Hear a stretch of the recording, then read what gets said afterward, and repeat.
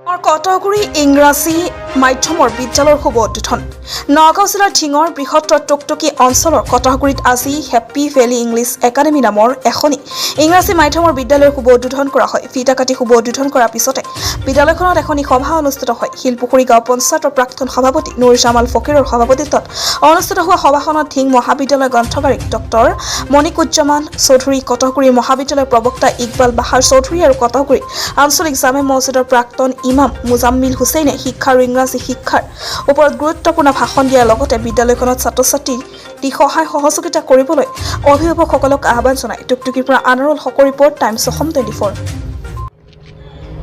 নগাঁও আৰু মৰিগাঁও জিলাৰ সীমামূৰীয়াত happy valley English academy নামেৰে নতুনকৈ এখন শৈক্ষিক প্ৰতিষ্ঠানৰ জন্ম দিয়ে। এই অঞ্চলৰ কেইবাজন শিক্ষিত যুৱকে লগ লাগি এই হেপী ভেলী ইংলিছ একাডেমী শৈক্ষিক প্ৰতিষ্ঠানখন জন্ম দিছে। আজি সেই শৈক্ষিক প্ৰতিষ্ঠানখনৰ শুভ উদ্বোধন দিন। আজি প্ৰথমটো বৰ্ষৰ প্ৰথমটো দিন। আমি আশা কৰিম কৰ্তৃপক্ষক আন্তৰিক ধন্যবাদ জ্ঞাপন কৰিছোঁ। আজি এটা মহৎ অনুষ্ঠানত মোক নিমন্ত্ৰণ কৰাৰ বাবে। কাইলৈৰ পৰা ইয়াৰ শুভ পাঠদান আৰম্ভ হ'ব। এই অঞ্চলৰ কাৰণে এটা অতি শুভ ৰঙীন দিন বুলি আজি ক'ব পাৰি, কাৰণ এই ভিতৰুৱা অঞ্চলত কোনো ইংলিছ একাডেমী অনুষ্ঠান হোৱা নাছিলে। সৰ্বপ্ৰথমে ইংলিছ একাডেমী অনুষ্ঠানটো আৰম্ভ হৈছে।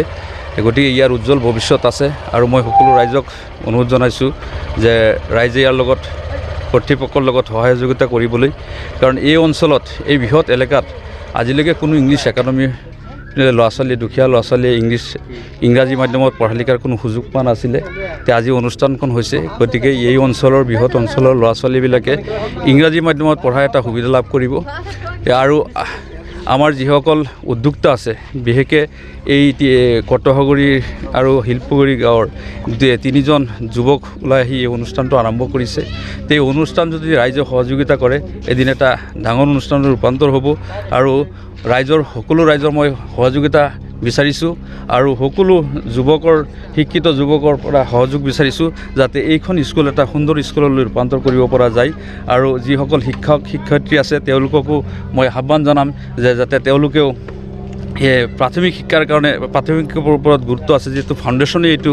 গতিকে প্ৰাথমিক শিক্ষাৰ যদি তেওঁলোকৰ ইনফ্ৰাষ্ট্ৰাকচাৰ যেনেকুৱাই নহওক, যদি শিক্ষাদানটো খুব সুন্দৰভাৱে দিয়ে, যদি ট্ৰেইনিংপ্ৰাপ্ত হৈ শিক্ষাদান দিয়ে, তেনেহ'লে নিশ্চয় ইয়াৰ শৈক্ষিক পৰিৱেশ উন্নত হ'ব, ছাত্ৰ ছাত্ৰী আগলৈ ভাল হ'ব, ফাউণ্ডেশ্যনটো ভাল হ'ব আৰু এটা সময়ত গৈ এইটো স্কুল এটা নাম জনা স্কুললৈ ৰূপান্তৰিত হ'ব। ধন্যবাদ।